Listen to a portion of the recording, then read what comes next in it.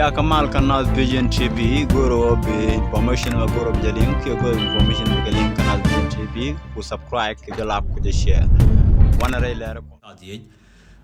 ke jenen ne ko ni na cha ga ju da tu jena bim num tham ya ka je ne ju ne ga ra thui ne ga ra wa ra ya ra ding rul ka ne da ya na be ju kan do la ji ku mu din ko jene ta na de bab ne jen ya ra ko jene ya ra ko der kui ga mi ya la bim num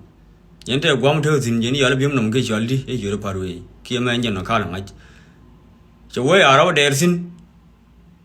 ka ga lo go ra ga ra la kin jene a bim num ya ka en ga ra ta ma jen te ngin ga ra sin ya ne ne te da bab ne ga ra ka ne ro bi a nga na mi ya ku kui I believe ka ji ku me mo ku chap lo attack ngene bi ngai no je ba kan na ga ra mi de la ne ye ga advice de in chap ma yom ga xiong kwa chuang ke li ma tia ke lo na an kon ya ne ngai ta ma no ku me to mo ya lo ku me me ne di kon do na mo kwa ra de nyang ku mo to kwa no ye ne te mo guru ne kan cha le gui ne wo no no ku mo pu ko chap ma yom ma na ka mo wa lo mo ke me ya ka ma ma te ne ru kong ta na yemin jen ne ko ni tin na ba attack kan jen ya ga no ne je ro me je ro ko na je bin kan ti na kan jen ngan dial ka kan chi nya dang tilaran dam sriye me je sin je ko dam sriye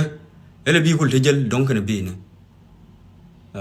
kan dial ga jang ne je na ro ti na kan ya ne to ibn da ga ma yam ya ba nga kan do ka yi ku me ko si lo ku me ti le cha ma de to bab te le Tama jene aro der dor nan taga da bab na kin yani min de kula ne ye woni shi ngwar shong ka lin dial kar ka yen jibin ti o to kon jella ngene ni nan ngar me ngi jone na jene gar bin ti o to kon ko ye se ga sang gan de kon sang kon ti ni kon taga di ngi jo ro nan ne ma daga chup le le ne ne yum dong ko ba te ga piu so min de la ne ye woni shi ngwar to kon ti de kon no ni to ga ma yom woni wa re gui ge guru bia ga lor jale wona la dia ne me jone ji me tio dia le jeng sa na ro din mo kelin de la dia no ga ka de request ke ye ka mo gwe ye mo te wona bi ai tu sin ko ya tu on thong mo ne a chan bi khur be to gwa ne dia je bi te phe kel mo ro na ne de la ne ye no so gar ma ye la ngan ngwa clearly ngi jo na ya ka jo yi phi la o ken ja jo ne ko ni bin ka je ne ngi jo ne kan ga wa ra bo wa ra mo ne me la gang na kon no ra Jamon kan ar den roi kon do ngani ya ko ngai xieng war mo ga ku nyo gang dor mo na dor wu ya le ki ro ya ko ngai go gang na ro dan problem ngala la de na wa den wo na dor wu ya le ki ro mo ka na go wu ko mo ye de mo to ko mo ne yang ba ngai wo ne je ne ku ba ge je mo ki no do re chi de chi ga ke ji do re ni ga ko no yi wo na kam ne wu de jen no ba ko ba phal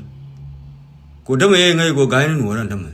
mu kun kai mu we chum no do le la wo cha na ju no do rin ya ne ko bi nyo gang